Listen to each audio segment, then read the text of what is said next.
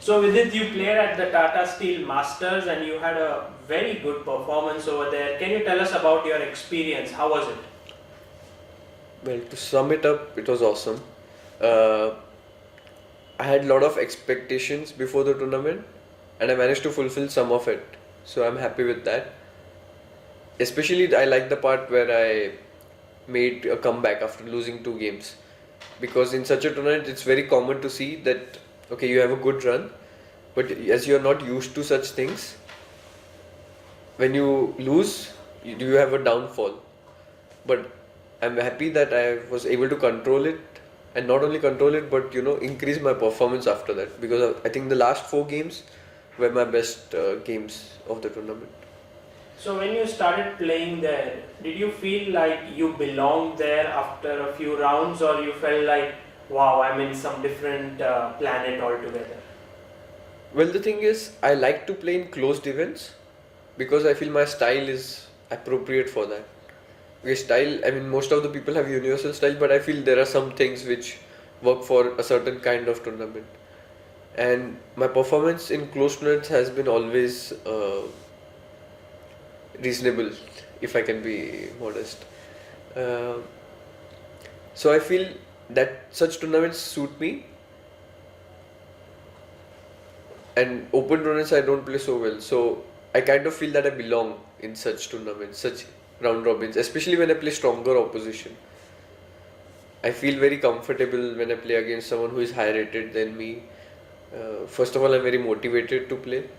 That's important for me. And also, I feel it's a great learning experience. And with the level of performance I had, I feel I can say that I belong to, or at least I would like to play in such tournaments more often.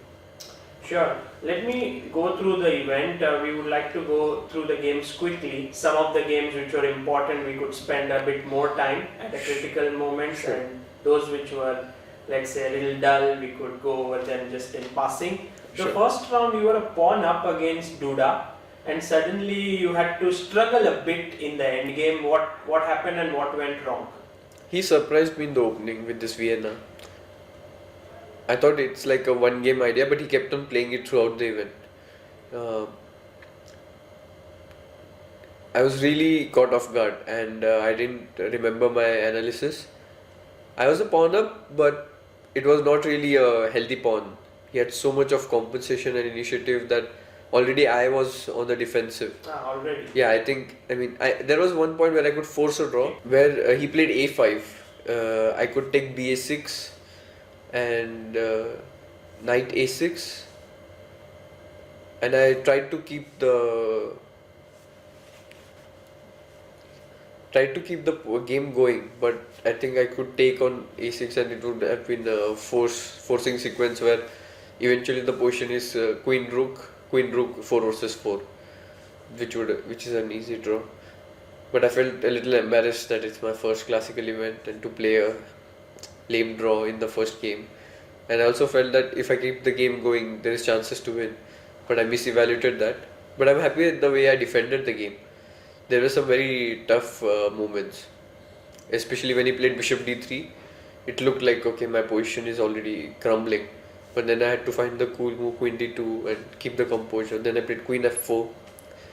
He missed my idea of rook e1, which was very important because rook d2, rook e2. And in the end also there were some very important points where I had pawns on e4, g3, and he attacked my e4 pawn with rook e2 or something like this. And I was very precise with king g1, king f1. The move orders were important. So stuff like that. So I was happy that I was able to defend, and it could not have been a better warm up for the event. Like all my nervous energy was gone because I was on the brink of losing. Somehow Duda is an opponent where Not a comfortable opponent for you. right now.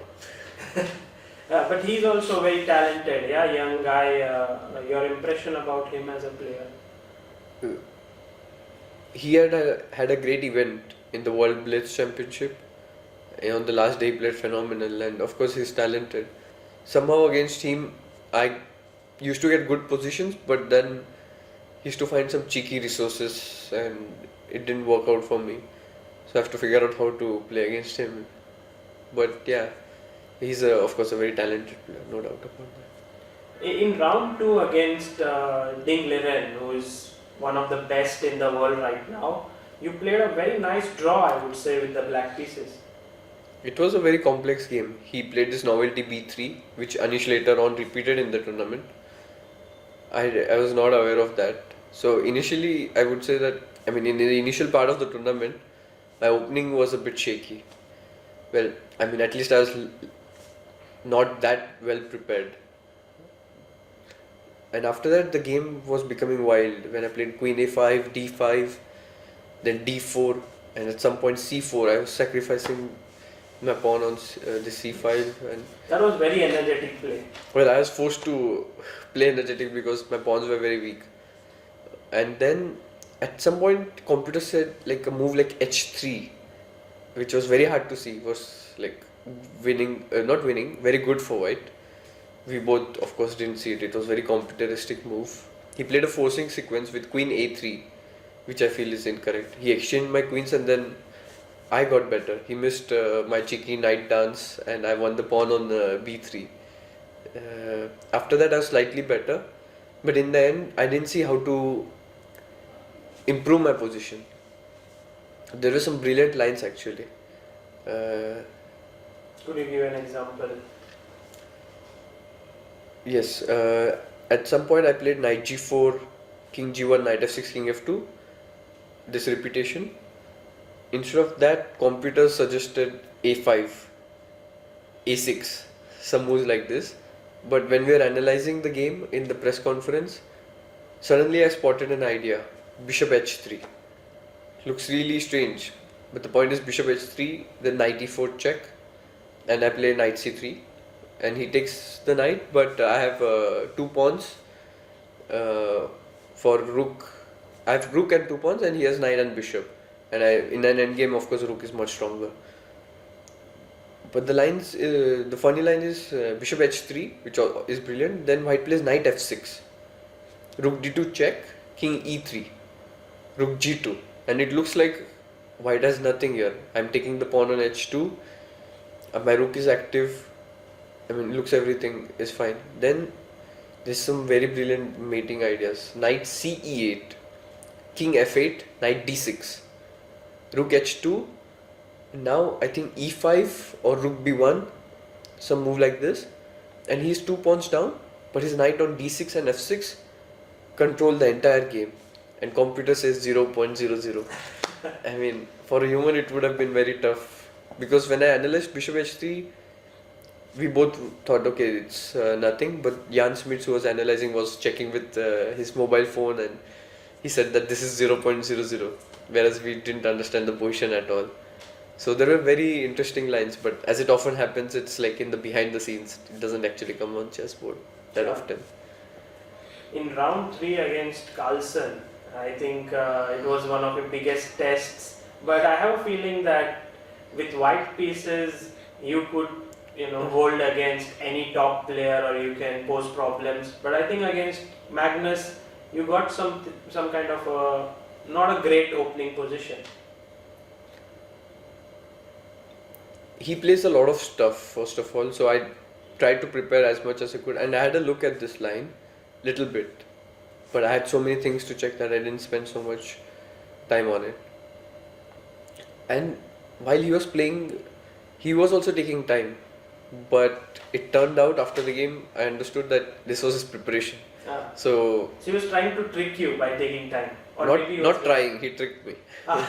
He tricked me by making, because that's why I was spending more time trying to refute the lines, because this knight a6 move looked really strange to put the knight on the edge, but then it comes via b4 to c6, and I guess it was some deep idea.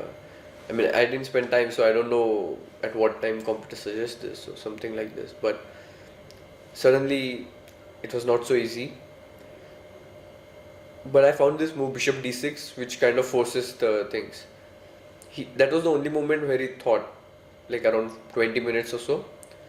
Many people would have played ed6 at that point, and it would have been a symmetrical position with no chances to either side, and it would have been a draw. But he found a very nice resource, rook d6, knight e4, rook e6. I had just stopped after playing knight e4 because I saw that d6 rook is attacked and pawn on c5. But rook e6, knight c5, rook e2. For one pawn now he has fantastic compensation. I played b4, b6. Now I was thinking, because this is very precise, I have to play very precisely in this position. I played bishop c6, rook c6 and knight b3. So he told me after the game that he liked what I did because I had to be very precise. Instead of knight b3 he suggested I could play knight e4, which could have been an easier draw. But I felt that I saw till this rook endgame and I thought I can hold this. But the main thing was in the rook endgame, it should have been much easier draw. But I played few weak moves like g4, trying to force things, whereas I could have just played h4 and defended 4 versus 3. But I learnt a lot from that game. It was a very fighting game and This great move experience. g4, which you thought was a mistake. Also, Carlsen said in his interview that it was an imprecise move. What was wrong with it? I just couldn't understand why g4 is bad and why you should have played maybe h4 or something like that. Well, it's very standard to play h4 in such pawn structures, and it's a well-known draw. The defensive ideas are well-known. There is no way for black to create a passed pawn, and you always keep attacking the pawns with your rook. But I thought g4 is forcing things because I bring rook a3, rook h3 and I attack the h7 pawn. But he played f6 and I realized that it's not easy at all. Even after that it's a draw, of course, because it's 4 versus 3 in the end. But it got tough. There were some practical problems. I was getting low on time and suddenly there are some ideas. You start seeing ghosts after that. One idea leads to another idea. You see so many things. But there was one point where I thought for like around 15 to 20 minutes because I realized if I don't play correct move now, it would be lost. Initially I wanted to play this idea with f3 when I played h4. But I thought it's not needed. But then I realized the danger and I figured out all the details, all the defensive patterns and I played f3. I think that was the key move. Then everything kind of worked out. But to make this decision took me some time and to compose myself. Well, some of the greatest players in the world have fallen prey to Carlsen's technique, but you wriggled out of it, so that's commendable. Because I remember thinking during the game, just before that I went to the bookshop in Vaikense and I got a book of Carlsen, Endgame Virtuoso and his brilliant victories. So I was thinking, the way I'm playing, I might end up in such books. So I'm glad that I didn't do that. Okay, so that was survived. And then a victory against Jorden van Foreest. You had a novelty prepared with rook d3. I guess that was a new It's move. not a novelty. It's been played. It's been played, but Jordan was playing really fast. And then in the draw, just a pawn up endgame, bishop of opposite color. Where was his blunder? It was very frustrating in the opening. Again to have less amount of preparation than my opponents. So I was like kind of demotivated at that time, thinking I thought I prepared really well for this game, and even Jordan has better preparation than me in this tournament. Then it's not a good sign. But he got relaxed. That was the main point. He thought any move he plays in this endgame, it should be draw. It's just one extra pawn, opposite color bishops, and he was playing very quickly. For a moment, I thought it's even his preparation, which is absurd because it's so deep. But he was playing very confidently, and that gave me some hope that he thinks it's too easy where it is not. And he made slight inaccuracies. King e8, he should have played instead of king e7, such things like that. But he should just put the bishop on d1, and my king can't go to g5. That's it. That's the end of the story, and I can't progress. But he thought he can provoke my pawn to c7. He has a lot of time basically, he thought, and he can just do it via any move order. But he just didn't understand the dangers, and the endgame is very pretty, how it goes. Yeah. So the key mistake was something like bishop a6 at that point, or Bishop a4. I Bishop think he attacks my pawn. I play c7, king d7, and then I go with my king to the h5 pawn. He should just keep the pawn behind my e2 pawn, so I can't really progress that way. I have to commit my pawns that way. Right. And in the next round, so you got a first win, you're on +1, and against Fedosiev, in a completely equal position, you created some excellent chances. I was really proud of that game. I think even now I would put that game as my best creative achievement, because there are some ideas which I really really liked and it were not easy. I remember watching the commentary of Swidler and Jan, and they were not able to find it, and someone in the comments suggested that this is the computer move, and Swidler said if he finds this, something along the lines that It's impossible. yeah, something along the lines of What that. was that move? There are a couple of moves. Let me recollect the position a bit. Yeah, my move was queen b5. My move was queen b5. The point is that in many lines, the trick was white pushes his pawn on f5 and then goes queen b8 check, queen e8 and queen g6.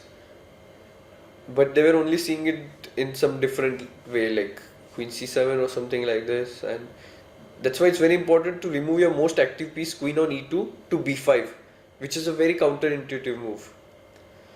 Yeah, I remember the position exactly now. Yes. Because white had played bishop c3. Yes.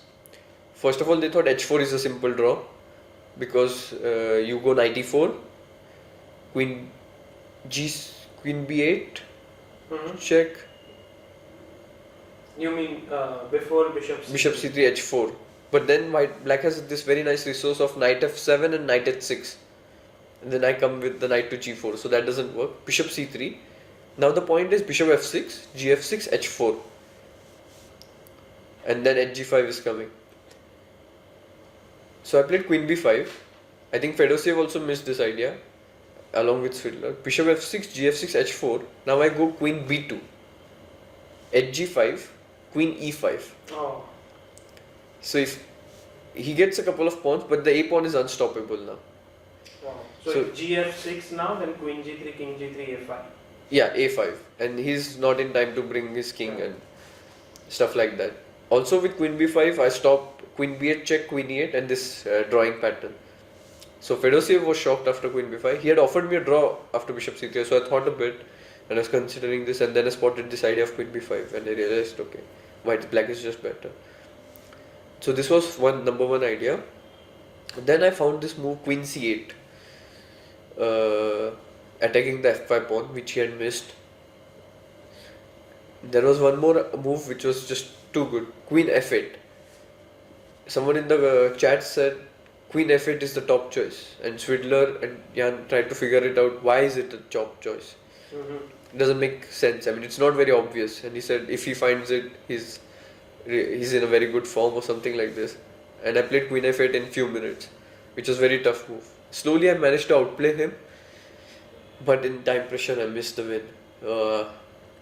I could have played knight d2 at some point, but I gave some reckless checks and I missed my moment. Even after that it was winning after move 60, where I played queen d6 check. Instead of that I should play queen c5 first, but I played queen d6, king g1, queen c5. And this minute subtle differences Very difficult to find. after six and a half hours. And I remember we were analyzing the game, but it was already time for them to pack up, so they were saying, please, can you please analyze it later on? Amazing. Yeah, this was fantastic. When I was seeing that game, I thought it's a draw, and suddenly within 10-12 moves, you created so many chances against a fighter like Fedosiev. So that was. Yeah, these moves are the highlight for me. Queen b5, queen c8, queen f8, all this geometric computer-like moves which are very tough to find. It was very painful for me not to win such a good game. And in the round 6, you took your time out. I think you were tired after the draw against Fedosiev. So Shankland, you were white, but the game ended pretty quickly. I didn't take a timeout as such because we had a rest day before that. So I was, my energy levels were alright. I had this lame idea of queen a4. Okay, it was really lame. I mean, Grunfeld came as a surprise to me, and this is what I could remember. I thought if he finds the moves, yeah, it was. I mean, it was not really a big try. So I failed in my opening preparation in that game. So I was not very proud of it, and I guess it affected my next game. Yes. So everything was going pretty okay. Of course, this was not a great game against Shankland, but still you are on +1. And you had winning chances against Fedosiev. But then against Radjabov was a very, very, how can you put it, a disheartening loss because he attacked and he launched a beautiful attack against you. Yeah, he played this idea, and the thing is, in this line, it's very tricky with this a3, h3. You go bishop e2 some lines, you go bishop d3, you go rook d1, you go g4, you go long castle, and I could not remember the details. And over the board, this attack was really unpleasant. I mean, the only place where I could really improve was in the opening, and practically speaking, later on, it was very tough. There were some ideas with bishop f4. Yes. Yeah, the point is to attack the pawn on h6. It's such an unusual idea. Pawn on e3, you play bishop f4, and when he's having such a huge attack. But judging the form you were in, I think you could have found moves like bishop f4. Yeah, Yeah. you were in good form. But also you have to consider the practical side of it. I mean, this to face such an attack over the board is not easy. I think if you give me this position problem solving, I would find bishop f4. But during the game, there is a lot of pressure as well. You don't really expect such things to happen, like to face such a position after 14 moves. I think from this point onwards, your preparation started getting better throughout the event. Yes. Yeah, I guess so. I learned from Rajabo. So after Rajabov's loss, of course, you played Anish with white pieces, and there I think you had no chances. I mean, nobody has any chances against Anish. He's the evergreen Anish Giri. It's very tough to defeat him. But you were happy with the game with Anish, of course. It was a draw, so it was a big success. I draw with Anish Giri. Okay, so you drew that, nothing much over there. But then against Nepomniachtchi, I think that was a pretty. That was a tough wake up loss. call. That was a wake up call. I realized what I was doing wrong. What were you doing wrong? I was not trusting my decisions because of after my game against Rajabov, I was a bit hesitant, and I unnecessarily got into a big time scramble. And I saw all the right moves. After the game, I was checking the game and I was seeing all the right moves. But why am I not playing it? I just realized that something is off. I need to change that and just trust myself more. Fantastic. And so that was like a life-changing, or you can say the tournament-changing Life moment. change. If you consider the Vaikanzi Masters as your life in that event, then this was the moment where everything changed and you came up with a fantastic win against Kramnik next. Yeah, I mean that gave me so much of confidence and happiness. I'm not crying, just there's something in my eyes. Yeah. That gave me a lot of confidence. Yeah, the game against Kramnik. Yeah. You know, when Kramnik played the Nimzo, I thought you will play Queen C2. You know, that's your style. But when you play F3, it means you are out there to beat him. Yeah, I mean F3, the lines are a bit messy. All three results are possible, but I mean I'm playing against such a good player. At least I should try with white. And I had so many of bad opening choices previously, so I thought why not to experiment. It worked out fantastically. Also, he was in not a great shape, which helped. I would add. I mean, he retired after the tournament, so maybe this thought of retiring was causing him some problems to play. But you don't take the credit for his retirement, yes? That would be too narcissistic. Okay. And then I think you faced Mamedyarov, who has been a tough opponent for you. You've never beaten him, right? If I'm not mistaken. I had not beaten him, and not only that, but I had lost to him. I remember once I played against him in 2009, and I was 2400 and he was 2700. He came to Calcutta. Yes. I was better, and again it was the same thing actually. We analyzed the game afterwards, and I said this line, "What would you do?" He said, okay, I didn't see this. And we found that it's all good working. Then he asked, why didn't you play it if you saw this? So it's similar to what happened against Nepomniachtchi. I saw all the things, but I just didn't play it and stuff like this. So this time I was really motivated. I had won, and I lost to him again in Calcutta twice, in Rapid and Blitz. So I was extremely motivated. It was not like with Black I was going all out against him. But I said if I get my chance, I would really try to win the game. And that had this extra motivation. It's funny that when you lose to someone, people have this mental block, but you are taking it as some kind of a motivation to beat them. That's a point which I did not think about. Yeah, I mean, but yeah, I mean, I don't know if who does it actually. Who thinks like, okay, if I've lost to him, I'll make a draw. Somehow, I think people become very competitive. How dare I lose to him? I mean, now I'll have to see how I play against Duda in Prague because I lost to him in one of the chess.com matches, and previously also I have a bad score against him. So even now I have the feeling of very competitive feeling. So Duda has to take care, yeah. Okay, but if he watches Chess Base India, he'll know. This move Queen C6 against Mamedyarov was very cute. Yeah, all the tactics working very nicely. The point is to play Queen C8. That's the key point. I mean, to see this beforehand. I could not believe that he played Rook B5 and he missed this tactic. It's a little unusual, yes, but it's not so hard to see.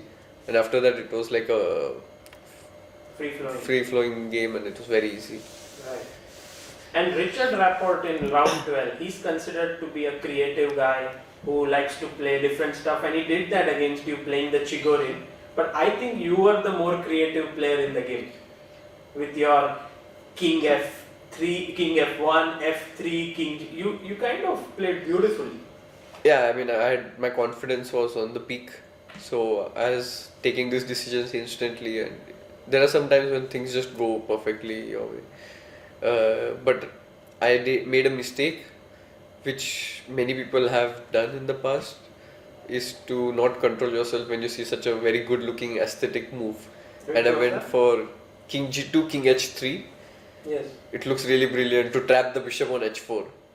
And you are going to capture the bishop. Yeah, with the king H4. I mean, I thought, okay, this is game over and he'll resign. But then he played G5, which is an obvious move, but I missed it completely. But you're still winning, I guess. I mean, I'm completely... But the thing is, instead of King H3, I could play King H1. And I would tell you what the computer suggestions are instead of King H3. B5, A4, Rook A2, all these moves. So there's no hurry. I'm a pawn up, I have two bishops. All his pieces are out of play. There's no need to create any complication. But with King H3, I invited him for a big messy fight. So psychologically there was a change there, but my position was still winning and I saw most of the lines. And he played this knight e4 move, creating some practical chances. Knight e4, fe4, rook e4. Now, just let me recollect. And you took on f7 over there. Yeah, bishop f7, rook h4, king g2. And now, initially I thought rook h2 is a draw. King h2, queen h4, king g2, queen g5, king h1, queen h4, queen h2, queen e4, and this. Yes. Check, check, check, check. But there is a brilliant move. Rook h2, king f3. Oh. Rook c2, rook g8 is there. If queen g1, queen c3. And it looks unbelievable. Like he has queen, rook, my king is on f3, and there is no way. All my pieces are perfectly placed. So because if he goes back queen d4, you take and mate him on g8. On g8, exactly. So after king f3, he has no defense. So that's why he went for queen f6, king h1, queen f7. Now I did the mistake. I saw queen c5, I did not play it. I'll tell you why I didn't play it. It was really lame. It's not because I didn't believe in my calculation. I missed something very stupid and obvious. Queen c5. The point is to play queen e5 check. Black will play queen f6 to stop it. Now I thought I'll play queen c7. But again this motive came into my mind. Oh, there is rook h2, king h2, queen h6, king g2, queen g5. And again he'll start checking and I will be worse. But it's so stupid. Rook h2, I have queen h2 because my queen is on c7 now. And after queen c5 he has no defense. It's just lost. Oh. It's just 1-0. This would have hurt, yeah? This hurt really badly, yeah. I mean, to miss, like to have this hallucination at this point of the tournament. If I win, I would be, one of the top places. Yeah. So that was really painful to miss it like this. But you kept your cool, and against Vichy in the last round, you played the Petrov and you got a nice position. In the opening I thought it's completely harmless and stuff like this, but at some point he could have posed problems. He could have played d5 instead of queen a4, cd5, queen g4. The point is that now instead of taking with the queen or rook on d5, he can take with the knight. And there's knight f6 checks and all these ideas. It's not so easy. But there was a defense d4, knight d5, queen d8, knight d4, queen g5, which is not easy to see. I didn't see it at least. Only when I checked it with computer I found out about it. Objectively it was fine, but that gave me one scare in the opening. I was very happy when he played queen a4. I immediately played b5, pushing his queen back, even at the cost of weakening the pawns. And after that, actually, I slowly managed to improve my position, and I got even better in the last position. But I just didn't see this idea of computer. He played this queen b3 move, rook b4, queen c3, rook d4, we repeated. But there was a very nice defense. When the queen is on b3, I can go rook d6, rook 8 d6 to support the c6 pawn. White goes rook f3, which is what I saw. Now f7 is attacked and it's not easy to defend it. But now black goes rook 6 to d5, the same rook which you bought to defend it.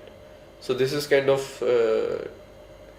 tough to comprehend because it doesn't come automatically. Now white can't take rook c6, that's the difference. Queen e5, because the rook is on f3, I can take queen e5. And if knight c6, I have rook c4. Rook c4, bc, queen c4, rook c5, and he loses the knight. So he has to play knight f7. I play queen e7. Now the knight on f7 is trapped. He has no squares. Because if I didn't play queen e7, he had the idea of playing knight h8. King h8, rook f8. So I play queen e7. And now computer's only defensive move is king f1. Don't ask me why. I guess the point is play rook e1 or something. And now black's best move according to computer was g6. Okay, I don't know how to analyze it, but it said black has a big advantage. But Wow. I But didn't it was see all that. humanly difficult. Yeah, especially in the last round, you're so tired after a long tournament. So I think you finished 6th in the event. Yeah, 6. 6th and pretty good performance considering that you could have scored 2 extra points against, one extra point, half against Fedosev and half against Raport, which were clearly better positions for you. Yeah, that would have been. But okay, I mean, you can say that Jordan could have made a draw. Yes. So there you can Yeah. reduce half point. Yeah, but this Rapport game was just, 2 winning. Correct. Fedosev game is understandable because after 6 hours it was not very obvious how to win. But this Rapport game, there are 10,000 wins. So Vidit, where do you go next now? I go to Prague. I play in this Prague Chess Festival, which is also very exciting event. A lot of 2700 plus players. And it's a nice challenge. Well, we hope that you get to play more such super tournaments because judging from your games and performance, it clearly seems like more battles against the top have to be seen from you, and it would be very nice to see how you fare against them. Thank you. Yeah, I really hope I get chances to play against this top players. Thanks a lot.